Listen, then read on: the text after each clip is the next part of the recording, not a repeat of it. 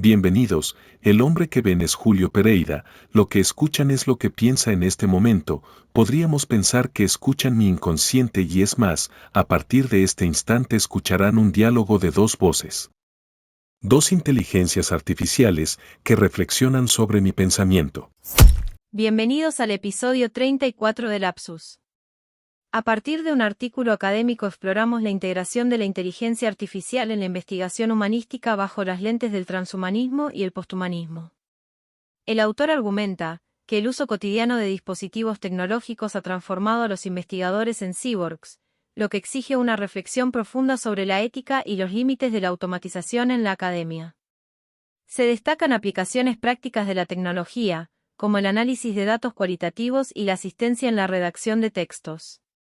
No obstante, el texto advierte sobre riesgos como la amplificación de sesgos algorítmicos y la pérdida de autonomía intelectual.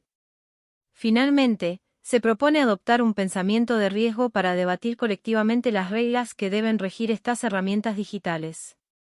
El objetivo central es asegurar que esta revolución tecnológica fortalezca a las humanidades sin comprometer su rigor crítico.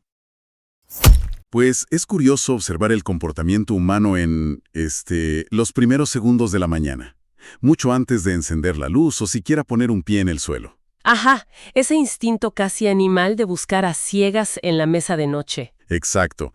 La mano ya se está estirando buscando ese rectángulo de cristal y metal, y los dedos saben perfectamente dónde presionar, la mente ya está absorbiendo información antes de procesar que el día empezó. Es una imagen con la que, la gran mayoría de quienes nos escuchan seguro se identifican. Totalmente. Y esa falta de pensamiento consciente al buscar el teléfono es, precisamente el punto de partida de nuestra inmersión profunda de hoy. Una inmersión muy necesaria, por cierto. Sí, estoy seguro de ello. Hoy vamos a explorar un documento fascinante del investigador Denis Alberto Suzuki Sánchez. Se llama Las inteligencias artificiales en la investigación humanística. Y es un texto que realmente te vuela la cabeza, la verdad. Lo hace, porque nos dice que ese gesto matutino significa algo monumental. O sea, no es solo que compramos una herramienta novedosa, sino que a nivel funcional, nos hemos convertido en cyborgs. Literalmente. Y nuestra misión hoy es entender cómo esta hibridación, combinada con la inteligencia artificial, nos obliga a repensar nuestra naturaleza humana, especialmente al crear conocimiento. Bien, vamos a desglosar esto porque, para dimensionar el fenómeno, el texto arroja una estadística brutal. Hay más de 86 millones de usuarios de teléfonos inteligentes solo en México. 86 millones. Y estamos rozando los 6,000 millones en todo el mundo. Es una locura. Lo es, y el autor se apoya en los investigadores Park y Kay para hacer una observación clave. Dicen que la fluidez con la que un ser humano maneja este dispositivo es equiparable al control que se tiene sobre un brazo o una pierna. ¡Wow! O sea, como una extensión real del cuerpo. Exactamente.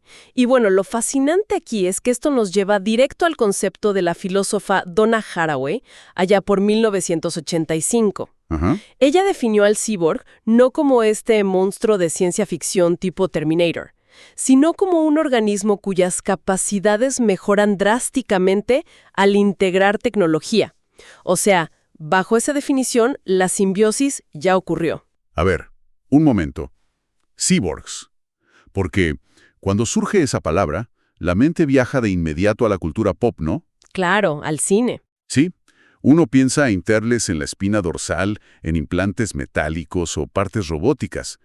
Cuesta un poco aceptar que, digamos, alguien que va en el autobús revisando correos ya sea un cyborg. Es una reacción súper natural. ¿No se diluye un poco el peso de la palabra al aplicarla a un teléfono que al final del día se guarda en el bolsillo? Pues fíjate que no, porque la definición académica va mucho más allá de lo visual o estético. No se necesitan cirugías si la integración funcional ya es total. O sea, la función sobre la forma. Exacto. El dispositivo funciona como un disco duro externo para nuestra memoria, es nuestro sistema de navegación y amplifica nuestro alcance comunicativo. Y si se pierde, la ansiedad es terrible. Totalmente. Perderlo genera una ansiedad similar a perder una capacidad sensorial básica. Entonces, a nivel ontológico, o sea, en el estudio del ser, los límites entre la herramienta y el individuo se han vuelto súper porosos. Ya veo. El teléfono no es algo que simplemente usamos, sino algo a través de lo cual experimentamos el mundo. Así es, como investigadora te digo que esa es la clave.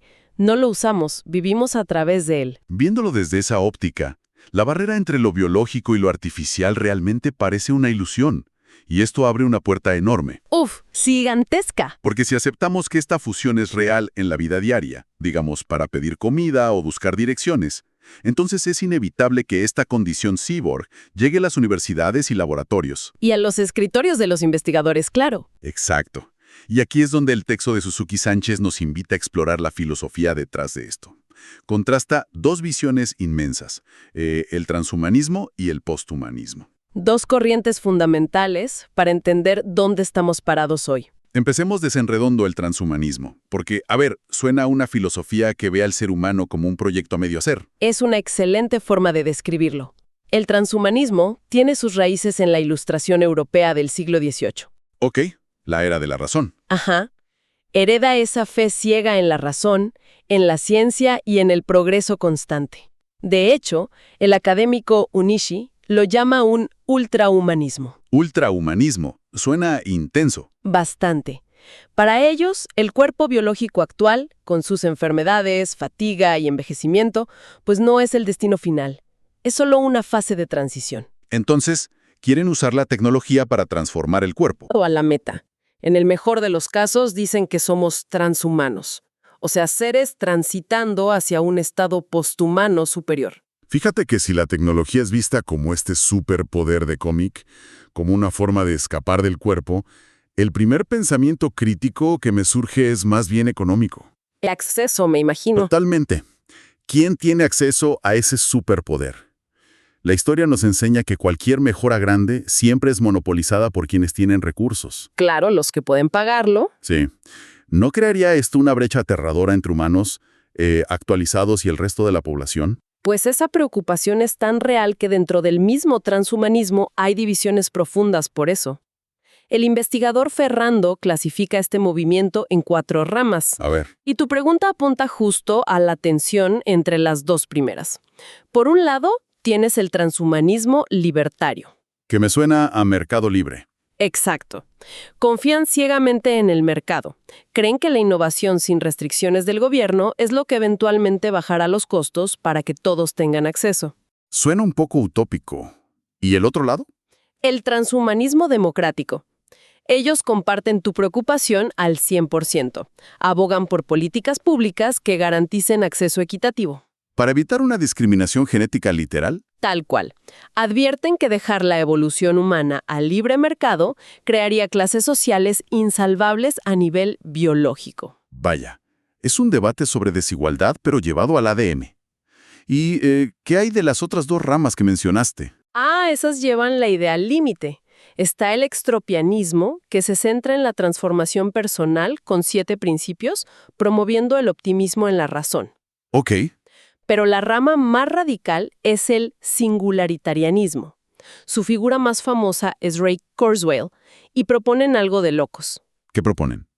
Sostienen que llegará el momento en que las mentes humanas podrán ser escaneadas, codificadas y proyectadas en software. ¡Wow!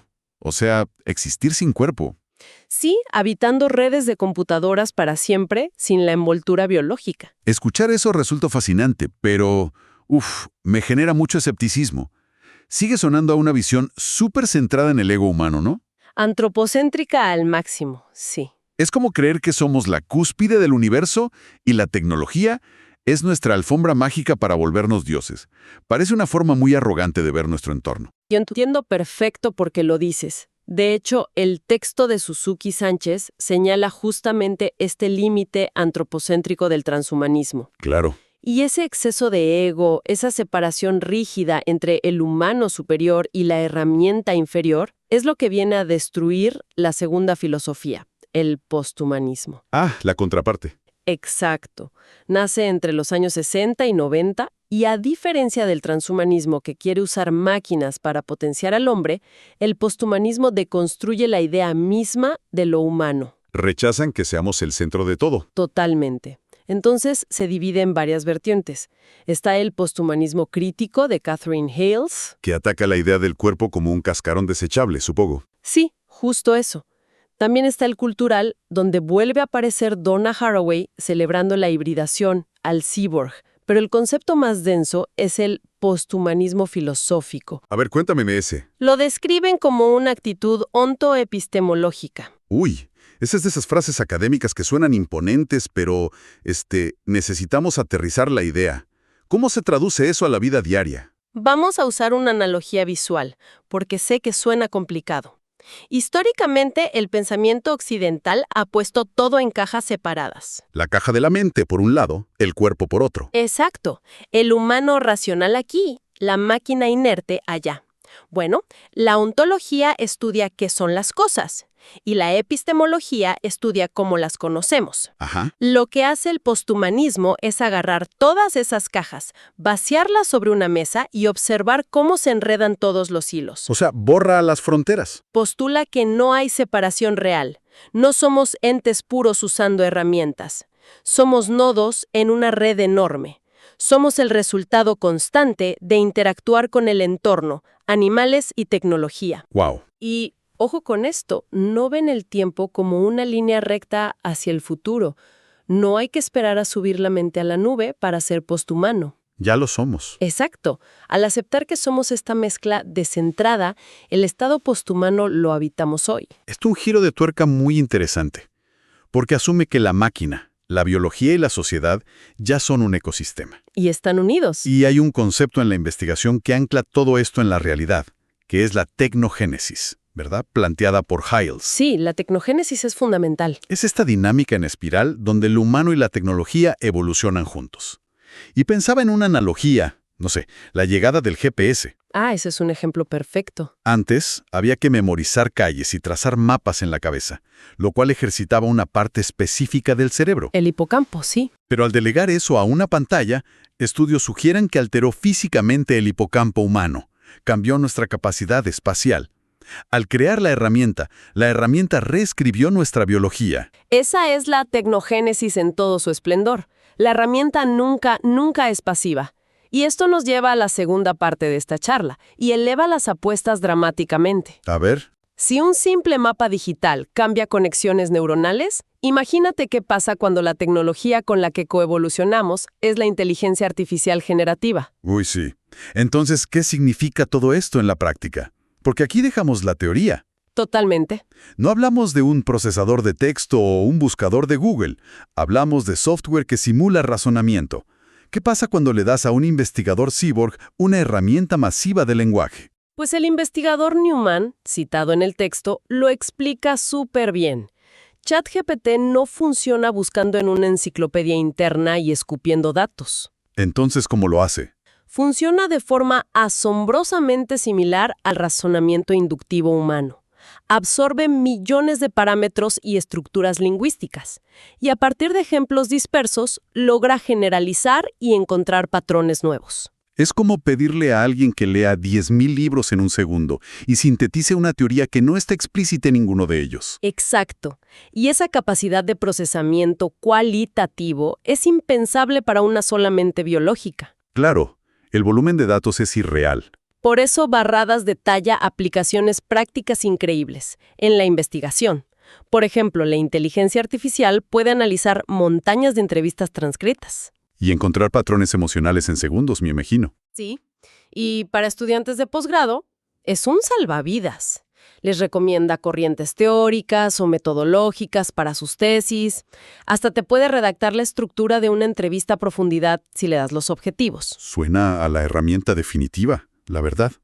Pero aquí es donde se pone realmente interesante. A ver, dime. Porque hay un peligro del que advierte el texto.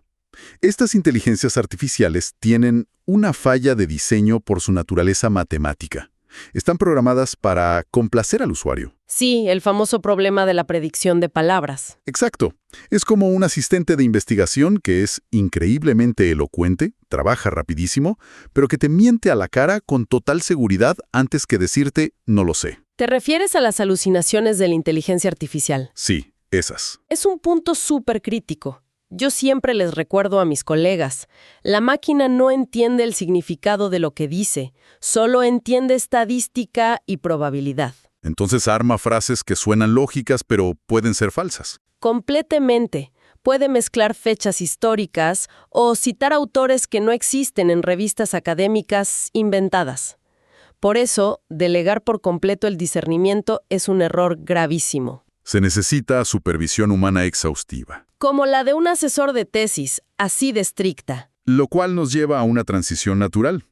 Con estas capacidades prácticas, entramos a un laberinto ético, una zona gris tremenda en la metodología. El verdadero dolor de cabeza de las universidades hoy en día. Claro, porque si el software hace el análisis inductivo, estructura el texto y diseña la encuesta, oye, ¿de quién es la investigación? Bueno, organizaciones como la Asociación Americana de Psicología y Cambridge University Press ya están exigiendo que el uso de IA se declare y cite como cualquier otro software. Ok, eso es un avance. Pero esto plantea una pregunta importante, porque declarar el uso no resuelve el vacío real. De hecho, el texto plantea un experimento mental que me pareció genial. Es un caso hipotético donde un investigador solo pone la idea inicial y las fuentes, Ajá. y le deja todo el trabajo pesado a la máquina. Exacto. La IA redacta el caso de estudio y diseña la recolección de datos. Técnicamente, la persona solo dirige, pero la IA ejecuta casi todo. ¿Y entonces de quién es el mérito? Es complicadísimo, porque además, los programas para detectar textos hechos por inteligencia artificial fallan muchísimo. Sí, el propio autor del texto lo comprobó, metió textos suyos 100% originales y el detector dijo que eran de IA. Imagínate la frustración. Los detectores no son confiables. Y por eso las conclusiones del documento exponen grandes riesgos en esta ciborgización académica. ¿Cuáles serían los más graves? Primero, la amplificación de sesgos. La IA se entrena con Internet, y pues Internet está lleno de discriminación, racismo y sexismo que nosotros mismos creamos. Entonces la máquina te devuelve ese prejuicio, pero disfrazado de neutralidad científica. Exacto. Segundo, la falta de transparencia, la famosa caja negra. A veces ni los programadores saben cómo la IA llegó a una conclusión. Y en la ciencia, si no puedes explicar los pasos, se cae todo. Exactamente. Y a eso súmale la erosión de la diversidad de perspectivas. Si todos usan el mismo modelo de lenguaje para pensar, pues homogenizamos el pensamiento humano. Y perdemos la intuición, las ideas locas que se le ocurren a uno en la ducha. Tal cual. Y finalmente está el tema de la responsabilidad. Si hay un error grave en un paper médico, por ejemplo, ¿de quién es la culpa? ¿Y qué pasa con la privacidad de esos datos manejados por megacorporaciones? Un panorama lleno de incertidumbre. Con esta polarización impulsada por empresas tecnológicas, surge la gran pregunta: ¿cómo deben reaccionar las humanidades? ¿Prohibimos la IA? ¿La ignoramos? ¿O la aceptamos a ciegas? Bueno, si conectamos esto con el panorama general, el texto introduce una solución brillante. La teoría del pensamiento de riesgo de Ulrich Kumbrecht, del 2014. Pensamiento de riesgo. Suena a salir a la tormenta en vez de esconderse. Exacto. Es el rumbo que deberían tomar las humanidades. Y se sostiene en 4 pilares. El primero es que no busca soluciones definitivas, sino elaborar preguntas complejas que generen visiones del mundo diferentes. O sea, huir del método estricto. Sí. El segundo pilar es prestar atención a las intuiciones, argumentarlas hasta generar controversia y conversación continua, en lugar de descartarlas. Frente a una IA que da respuestas predecibles, nuestro valor es hacer las preguntas raras. ¿Y el tercer pilar? La capacidad de realizar juicios, tomar decisiones humanas, éticas, que van más allá del razonamiento puramente deductivo de una máquina. Claro, el salto empático que un algoritmo no tiene. Y el cuarto es ver a las humanidades como un arte. Se enseñan con el ejemplo, observando cómo debaten otros, no siguiendo una receta de cocina. Llevando toda esta teoría a la práctica hoy, la sugerencia es no hacer un reglamento perfecto y rígido, sino organizar foros, simposios y debatir. Argumentar constantemente sobre los límites de esta hibridación para tener investigadores éticos y responsables, y buscar democratizar la IA para un bien social. No solo para que las redes sociales nos controlen con fines económicos. Exacto. Habitar el espacio híbrido, pero sin perder la capacidad crítica. Es un viaje increíble el que hemos hecho hoy. Pasamos de entender que ese smartphone en la mañana ya nos hace cyborgs, hasta debatir entre un futuro transhumano o posthumano. Y enfrentarnos a la realidad ética de investigar hombro a hombro con una inteligencia artificial. Y la solución no son respuestas fáciles, sino el coraje de aplicar ese pensamiento de riesgo. Y creo que hay un mensaje clave para la audiencia. A ver. La próxima vez que procesen datos, generen un texto o busquen info usando IA, recuerden la tecnogénesis. La herramienta moldea nuestra forma de pensar con la misma fuerza con la que nosotros moldeamos la herramienta. Somos un ecosistema. Es vital no olvidarlo. Totalmente. Y para cerrar, quiero dejar sobre la mesa una idea que se desprende del documento, algo para darle una vuelta en la cabeza. Adelante. Si hoy ya confiamos en la inteligencia artificial para encontrar patrones, sintetizar ideas y estructurar investigaciones, ¿acaso nuestros textos académicos y artículos más recientes ya no son registros del intelecto humano? Uf. ¿Qué tal si en realidad son los primeros fósiles de una mente híbrida que apenas se está despertando? Una pregunta que nos deja pensando a todos, definitivamente. Hasta la próxima inversión profunda.